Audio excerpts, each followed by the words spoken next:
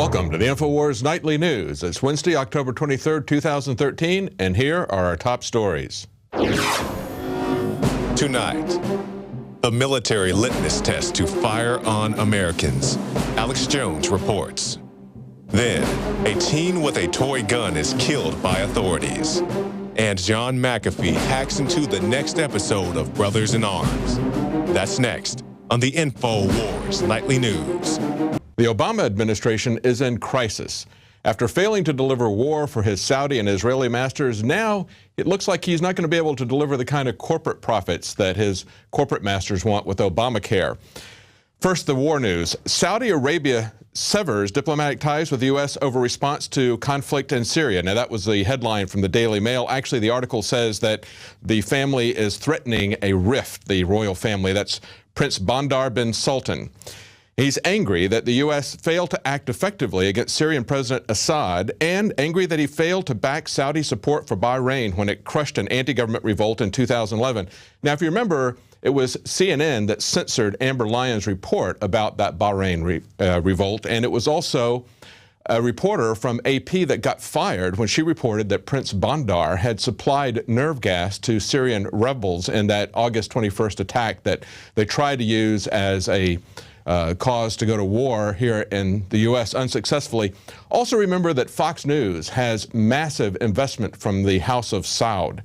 Now, it's not that Obama has taken a principled stand to the Saudis. It's just that he hasn't been able to deliver, just like he hasn't been able to deliver on Obamacare. The House of Saud is banking on controlling public opinion through the news media outlets of CNN, AP, and Fox, the corporate media. Now, another day, and it's another country that's angry with the U.S. about NSA spying revelations. This time, it's France and Mexico. The U.S. is hit by a new spying row amid anger in France and Mexico. Reporting from Le Monde, they say that over 70 million phone communications in France were intercepted over just 30 days. Hollande told Obama that it's incredible that an allied country like the United States at this point goes as far as spying on private communications that have no strategic justification, no justification on the basis of national defense. This is the kind of damage that the U.S. government and the NSA is angry about from Snowden's revelations. It isn't that the terrorists suddenly learned that they were being snooped on. They knew that. They knew that they were being followed. They knew that the U.S. was trying to get information on them.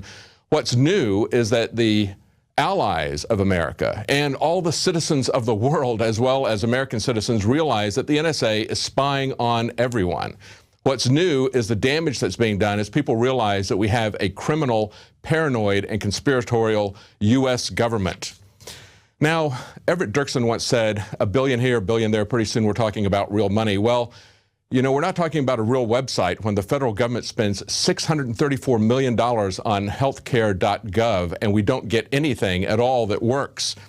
Now, John McAfee has said we just need to scrap it and start all over. Mike Adams has pointed out the many systemic failures in it, that it's not even completely written. It's got a lot of placeholder code in it, a lot of ipsum lorem type of things that you see throughout the code, as well as a bad architecture. And look at the amount of money that's been spent on this. They were originally budgeted to have $94 million. That was suddenly tripled in April of this year to $300 million, and then it was doubled again about the time it rolled out to over $600 million, and we still don't have anything that works.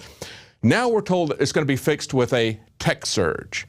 Now, I guess they're just going to throw more programmers and more money out of it and just try to get it to work that way. They need to look at a book that's about 30 years old called The Mythical Man Month, and they pointed out very clearly that if you're talking about technology and programming, if you add 3 times the number of programmers, you don't get the project done 3 times as fast. Usually it's going to take more time. Now, they were questioning Carney about this yesterday at a press conference, and they were asking him things like, well, now that you're going to do this tech surge, what's your estimate on how much money it's really going to take? How long is this going to take? And he pushed back and said, well, the budget for this is something that's housed over at HHS, so I would refer you to them. Take a look at this press conference and how he responds and how it ends. Address your question to HHS. I don't have that information. I don't, you know, and this is an operation being run by HHS. And, you know, again, all of this information is part of, I mean, all of this is about the Affordable Care Act, which is a law that was passed and signed and upheld by the Supreme Court in order to expand and improve insurance coverage for the American people. So, I'm just saying, should they provide that? Well, again, I would refer you to HHS about what information they have and what they're able to provide. Have White House officials watched anyone without insurance go through the website trying to help this situation? Couldn't we have a rep just come to the press briefing? Well, while Carney pushed the responsibility off to HHS, Kathleen Sebelius, the head of HHS, was in denial. Waiting is not really an option. People can sign up on the website, at the call center, in person. We have people signing up each and every day. We just want to make sure that the website works smoothly for everybody. Notice she said waiting isn't an option. People are signing up every day. Now, she was pressed by Gupta, Sanjay Gupta from CNN, in an exclusive interview, how many people have signed up. And of course, he could never pin her down on a real answer. He also asked her about when she knew about the problems. And she said, well, the first couple of days after it went live on October 1st. He said, but not before that? And she said, no, sir. In other words, they did absolutely no testing on this before they put it out. And as Mike Adams has pointed out, they have a lot of placeholder code in there, a lot of stuff where it will never work. It's simply a sham website that they spent $634 million on.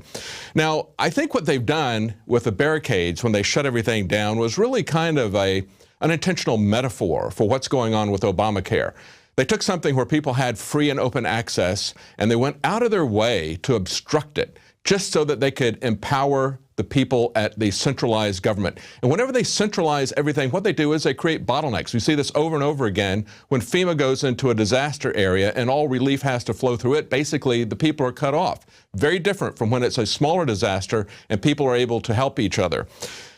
And as Kurt Nemo pointed out in his article, this is pure fascism. He said this is fascism at its most advanced stage. To be forced to buy from transnational insurance companies, making profits hand over fist. As Mussolini noted before the partisans strung him up, fascism is the merging of state and corporations. Thus, Obamacare is fascism written large. You know, once again, we have yet another failed government program because it's not delivering what it was promised. But over and over again, we see that the failure is really only a failure to understand what these programs are really about. Obamacare is really about corporate welfare. It's not about providing health care, or even certainly not affordable health care. In the same way that you have to understand what the Department of Education is about, what the TSA is about, and what FEMA is about. It's yet another one of those programs. Finally, today we have a tragedy in California, just the sort of thing that we had the Open Carry Rally March in San Antonio about. We had a young 13-year-old boy carrying a toy rifle shot dead by the police when he refused to put it down, according to them. There's no witnesses. We don't know exactly what happens, but they said that they told him over and over again to put the rifle down. This is why we had the rally in San Antonio. The open carry movement is trying to dispel the irrational fear that people have about guns, especially the fear that cops have, these armed and dangerous Barney Fifes. Now, at the open carry rally in San Antonio, Alex Jones and Anthony Gucciardi encountered the chief of police there at San Antonio and questioned him and one of his deputies about whether or not they would confiscate arms from citizens if told to do so by the government. Would they obey their oath of office?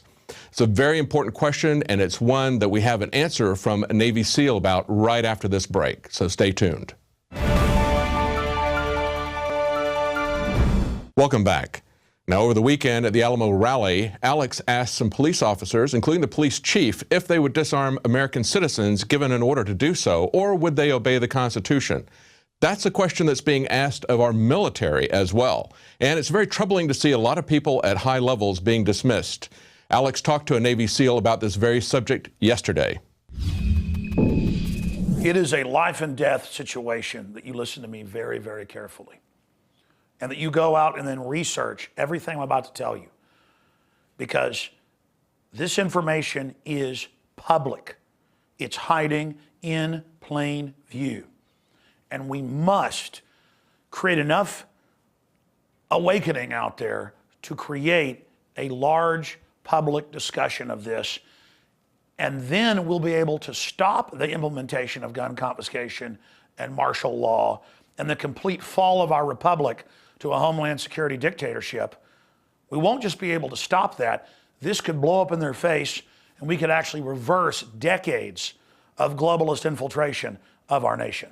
Yesterday, I interviewed veteran Navy SEAL Ben Smith about sources that he has in special warfare who are now being questioned by higher level officers if they will fire on Americans during mass gun confiscation, and that this is coming directly from the White House.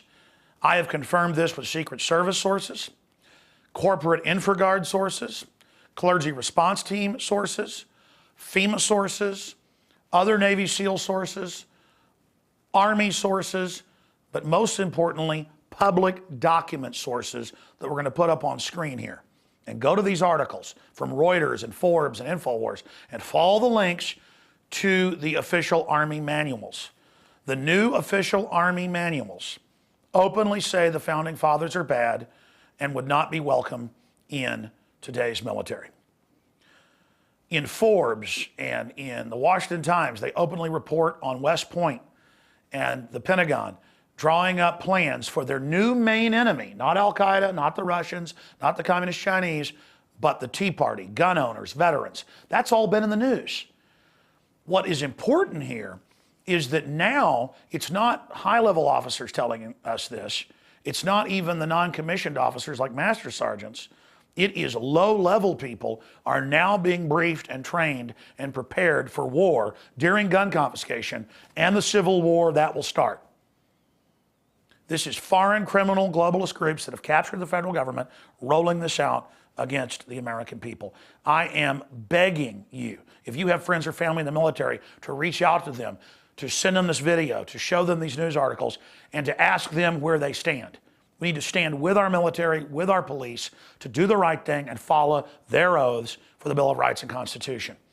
Now, I want to show you a clip from yesterday's interview with the retired Navy SEAL veteran, Mr. Smith, and then we're going to go back to last year in July and show a special report with Rob Dew where our sources confirmed that they were training to shoot Americans that don't turn their guns in. And then another call today I got from a non-commissioned officer who broke down and cried because they hang up the Bill of Rights and Constitution in their break rooms where you can hang up anything you want, like softball, whatever's coming up, or political. They hung up the oath of office as well, the oath of the military. They're pulling them down. They're now under Homeland Security Command. And that's in the news, but they can't even have the Bill of Rights and Constitution or their oath. That's how criminal and illegitimate this is. This is history that is happening. And again, here are the three reports together so you can see the documentation. Please get this report out to everyone you know, and we can stop this and back it off. Well, going back to the beginning of this administration, I've had friends within the community talking about how they were brought in and, you know, questioned with people from, you know, more towards the top side, and the questioning resulted in kind of, do you feel comfortable disarming American citizens? And you can see that now with the shedding of a lot of the officers and stuff like that. It's you know, we don't have the 100% track on it, but, you know, there's a lot of funny things happening within military. Now that's bombshell, but I want to quantify that. I have Secret Service, FBI sources on record on the air, but also covert sources that are currently in. They say exactly that for 2 years. There is a litmus test where officers from the generals down to lieutenant generals, down to majors, down to sergeant, you know, master sergeants, will you fire on U.S. citizens? And if you say no, you're sent to the worst hellhole or basically kicked out. If you say yes, you're put into special Homeland Security units. Quantify, you're saying people in the community, special warfare community, are saying they have been brought into litmus test meetings. Yeah. And at this moment in this conversation, it's, God, to bring it back to Van Jones. Oh, yeah. Oh, God. Like, do you remember him when he said you have to, like, for us to have the argument or to just have the conversation logically, And what he was saying with like the communists and the lefties and everything that Van Jones is, it's you drop the radical pose for the radical ends. And just to translate that into what this is, you know, I understand a lot of libertarian, Ron Paul, a lot of people that are your listeners get like fervent and very strong about it. And it's not about, you know, being that person that's the loudest right there, having that logical conversation to where someone else can reply and you can go back with facts. And it's a logical conversation that needs to be had. And it's starting to, you know, like I couldn't believe he asked that Hemmer actually asked me on air about, you know, it was kind of a surprise that he asked me. Like, you know, you think that the government's trying to declare martial law. I'm sitting there going like, oh, geez, is this an ambush? If I answer this wrong, this is, you know, everything goes down the drain and I'm a kook. But the thing is, Sheila Jackson Lee, you always have somebody, if you've even got the tightest plan, there's always somebody who gives up the jig. Freedom from War. State Department publication 7277, released September 1961. The United States Program for General and Complete Disarmament and a Peaceful World. First, there must be immediate disarmament action. And this is written by our State Department. A goal of general and complete disarmament. Second, all disarmament obligations must be subject to effective international controls. You know what that means? No Second Amendment. They talk about the stages of the disarmament process. Third, adequate peacekeeping machinery must be established. Nations are unlikely to shed their means of self-protection in the absence of alternative ways to safeguard their legitimate interests, like freedom from tyranny. This can only be achieved through progressive strengthening of international institutions under the United Nations and by creating a United Nations Peace Force to enforce the peace as the disarmament process proceeds. You guys, you better get serious. You better start talking to people. You better start warning people because it's going to start happening soon. Here we go on page 4. Arms and armed forces would be reduced. The armed forces of the United States and the Soviet Union would be limited to 2.1 million men each, with appropriate levels not exceeding the amount for other militarily significant states. Levels of armaments would be correspondingly reduced, and their production would be limited. This is all by a world body. This is not going to be through anything through our country. This is through the United Nations, which means there's no negotiations. There's only killing people and machine gunning them when they don't comply.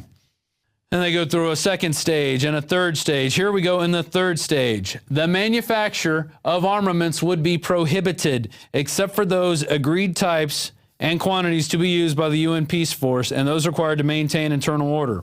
All other armaments would be destroyed or converted to peaceful purposes.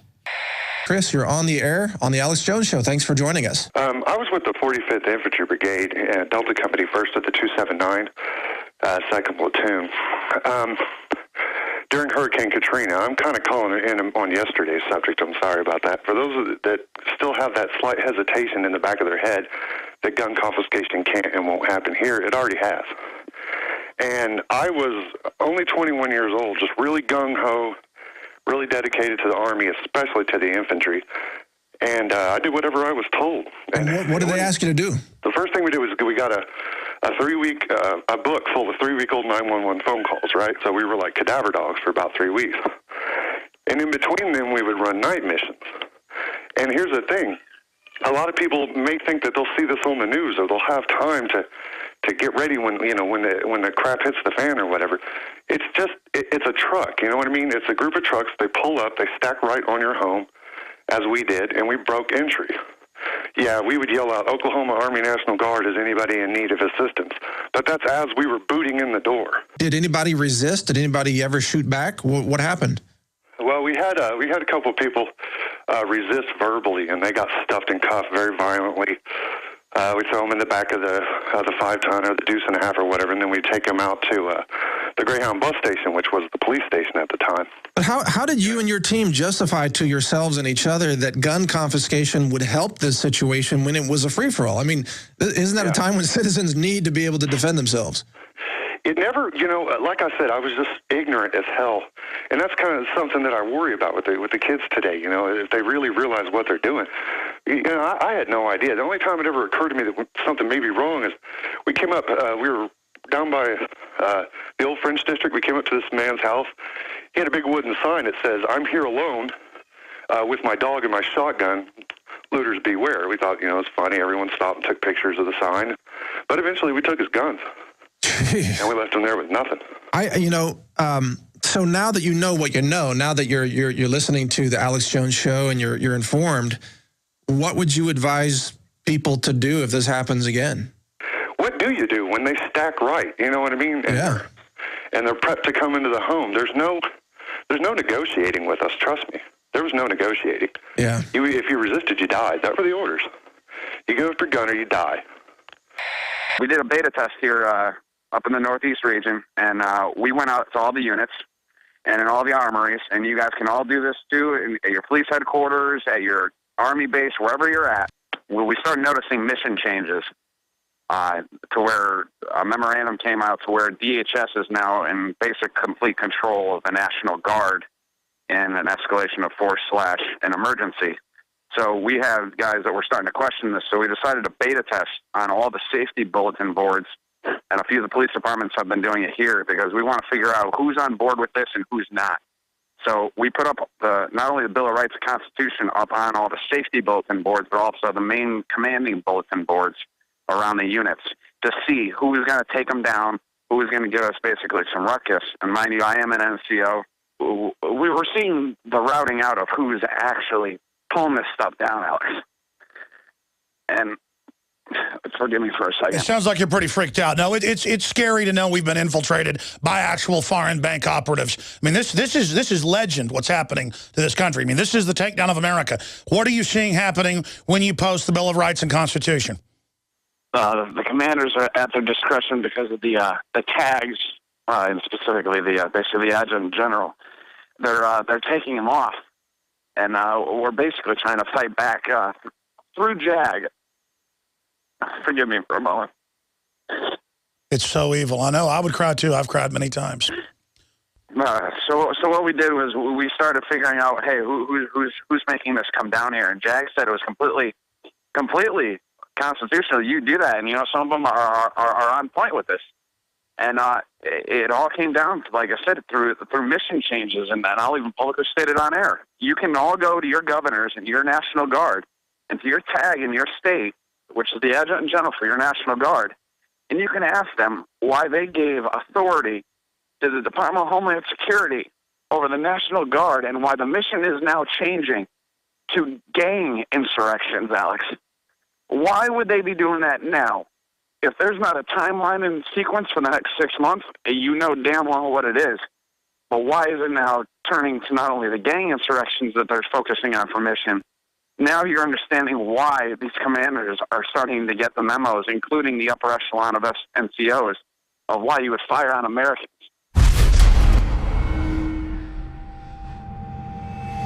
I saw Homeland Security, when it was first being funded in 2002, on C-SPAN, Governor Ridge, say that you'll have to go to TSA to get a job. TSA will be on the streets. They'll be the national police force. That's why I knew 12 years ago or 11 years ago this was coming. Now it's all public.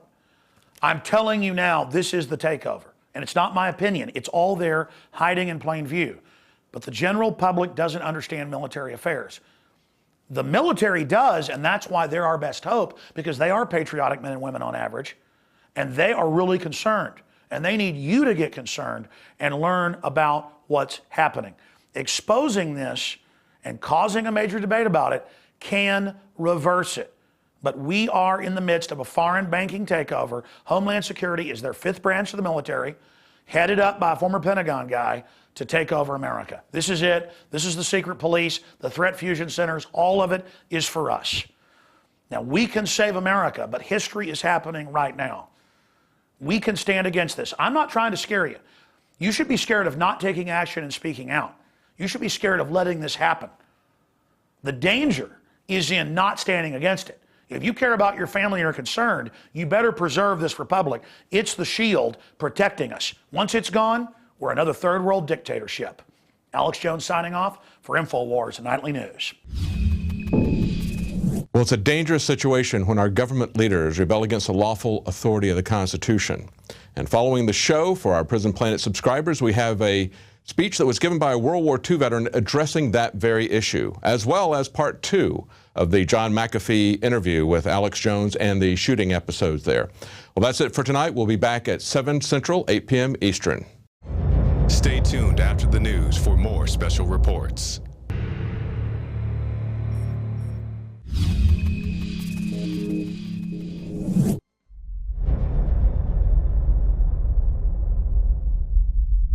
The following program was overseen by certified professionals. Do not try these stunts at home. Self-defense starts with safety. It is essential that before using a firearm, that you seek and receive professional training. I'm Tommy Shane Steiner, and this is my brother Sid.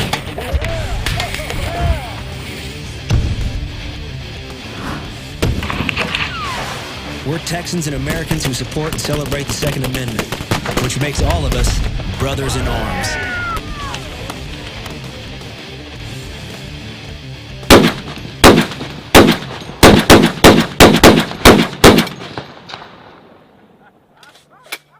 Okay, Shane, what's the kick like on this thing? Well, it's actually not going to be too bad because there's some features it has. This right here will kick back and take some of the recoil out of it. Also, this muzzle brake. Got a muzzle brake on it, I noticed. So it's about like a 12 gauge. The problem with muzzle brakes is it increases the sound coming back this way. That's the one thing you're going to realize. I know that the for a sound fact. is pretty powerful. The problem I got here is it's been a long time since I've shot a 50 caliber, and I'm sure that I'm not as good as I used to be. So if you don't mind, I'm going to imagine my target out there, and I'll tell you whether or not I hit it in the center. Okay? Okay. You don't have a problem with that? No, no. Okay. Perfect. The bomber carriers are the same thing, you know, right? They've imagined the rollout as being successful, and therefore they've met their expectations. That's right. I'm sure I'm going to do the shot, same thing with my target. I'll hit it point blank every time. I'm sure every promise. shot is going to be a success. It's perfect. That's perfect. right. Get it. Nice.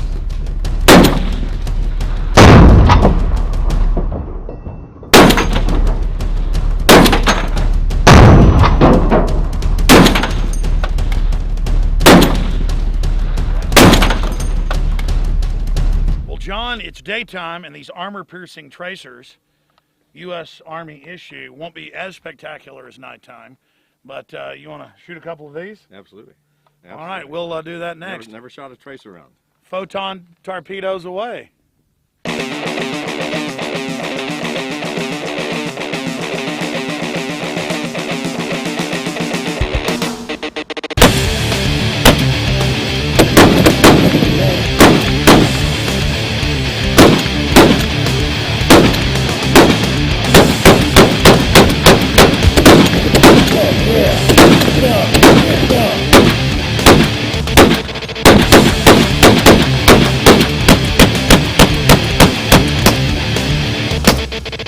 I like these 50s. My type of gun.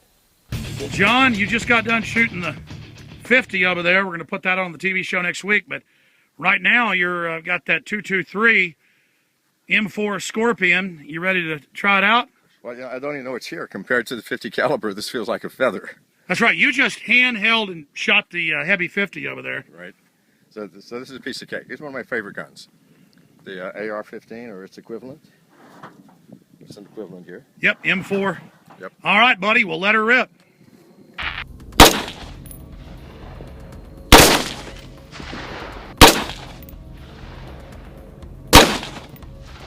Nice. All right. Check this one out. This has got the aim point sight? Yes, sir.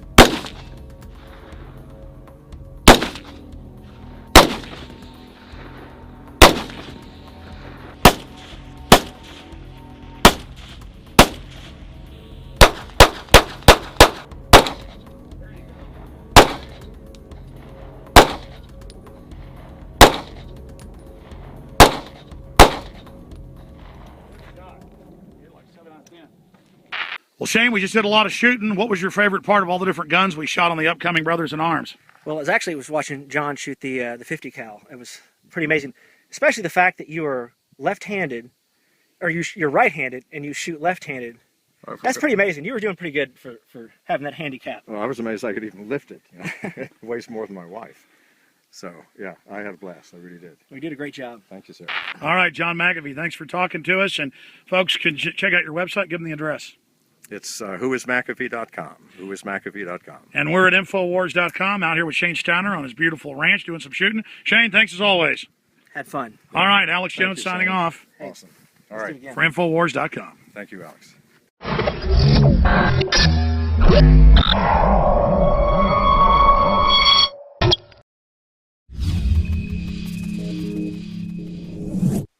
I'm not going to say hello, ladies and gentlemen. I'm going to say hello, brothers and sisters. You are what makes life worth living. You are! You, the people that stand up for liberty, is willing to take a stand, no matter what that stand costs us. It's time that we wake up the sleeping giant. When I was 10 years old, I started packing one of these. Yeah, boy. And I've had a gun on me or near me the rest of my life. I've hunted for meat, and I've never shot anybody, accidentally or otherwise. Guns don't kill people unless there's somebody behind them purposely killing them. Our government stinks. And I would say 75% of the American citizens are captured by a stinking government and a television. Turn off your television and do some investigating.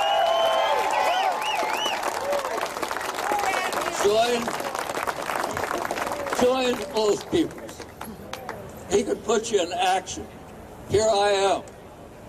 And I can be sat at home in a comfortable chair. But I'd rather be here. You don't know how thrilling it is to look out and see all you people all around here that are taking a stand for our freedom, not for our government. I'm a constitutionalist, 100%. We need the Constitution Party to come into everybody's home, and we need to vote for people that believe in the Constitution will stand up and defend it with their life. I think I've said enough. It's a pleasure to be here with you.